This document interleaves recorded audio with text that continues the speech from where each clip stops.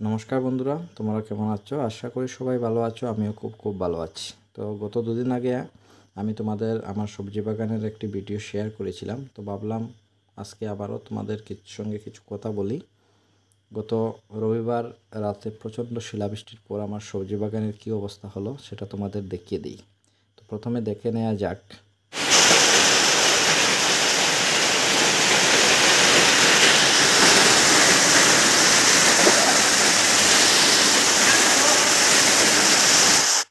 এভাবেই রবিবার রাত প্রচণ্ড শিলাবৃষ্টি হয়েছিল এবং শিলাবৃষ্টির ফলে পুরো সবজি বাগান আমার নষ্ট হয়ে যায়।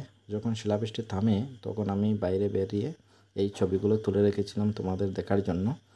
তারপর যখন পরদিন সকালে আমি জমিতে যাই, দেখি পুরো জমিটা জলে ভর্তি হয়ে গিয়েছে এবং আমার সবজি বাগানের অনেক ক্ষতি হয়ে গেছে। এই দেখো বন্ধুরা, আমার সবজি বাগানের পুরো ক্ষতি করে দিয়েছে, একদম তছনছ করে দিয়েছে সেই রাতের শিলাবৃষ্টি।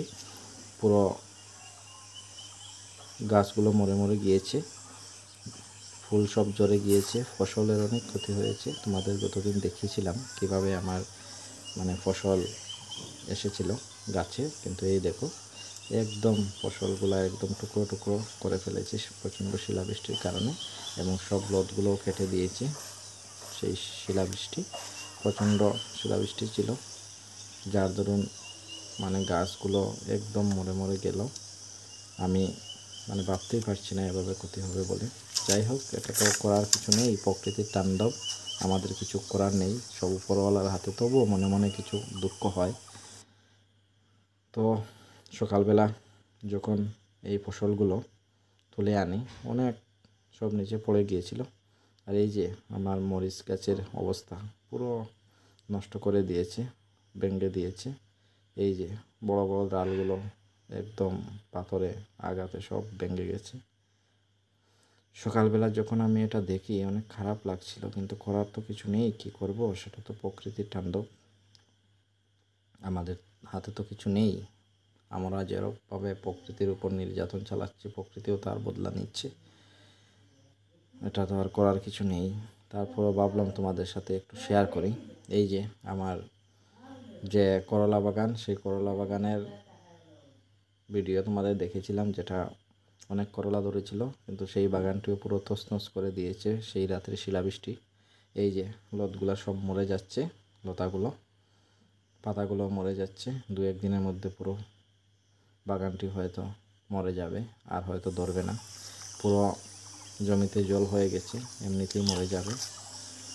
আর এই যে সেই ঝিঙ্গা বাগানের আর ঝিঙ্গা ধরবে না। বলেছিলাম বন্ধুদের তোমাদের কিছুটা দেব, কিন্তু সেটা হয়তো আর দেওয়া হবে না।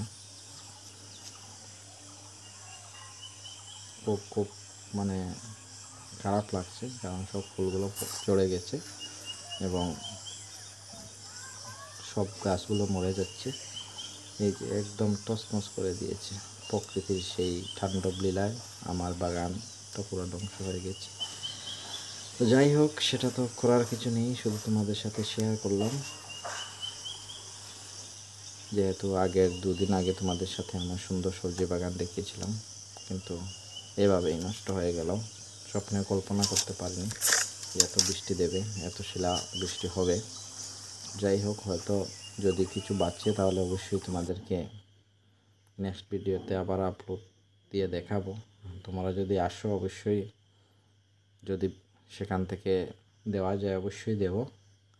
আমাদের মাননীয় দীপক দা বলেছেন একদিন আসবেন, ওনাকেও আগ্রহ রাখছি, আসবেন আর এসে এগুলো একটু দেখে যাবেন। আপনি অবজার্ভ করবেন, ক্ষয়ক্ষতির পরিমাণটাও দেখবেন, স্বাদ গুণাগুণ সব দেখবেন।